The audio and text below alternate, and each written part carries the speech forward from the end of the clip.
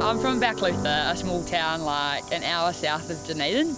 And I grew up there, went to South Otago High School there, shifted to Dunedin when I left school. Been in Dunedin ever since, really. I grew up in a small town on the west coast called Hokitika, which is about 3 hours away from Christchurch. It's just a small wee town on the west coast, sort of a beachy little town.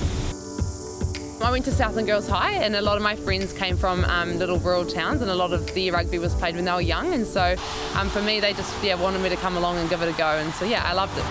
My older sister, she's 5 years older than me, and she played, and we used to go to all her games, and I always wanted to be like her. So I asked my mum if I can play rugby, and she said no. So I asked my dad, and he said, yep, you can play rugby. So I started playing for Clutha under 13s.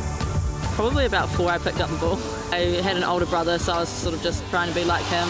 My dad was really involved in the club as well, so I just started going along to trainings and joining in. I've never been one that's loved the contact, but it was certainly a test going up against the boys.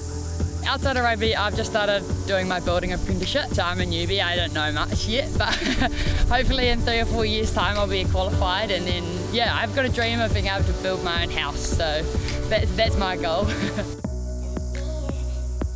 I loved my 3 years down in Otago. I've always wanted to do something in sort of the medical area, which was the reason I went down there. So I did first year health science, and then I managed to get into physio. So I did 2 more years of physio down there, and then last year I did my last year physio placement up here. So that was definitely the reason I moved down there, was what I wanted to do.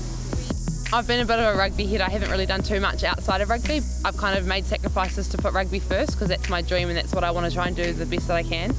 But to be full-time this year has just been absolutely amazing. The very first time New Zealand's newest professional sports team will hit the field.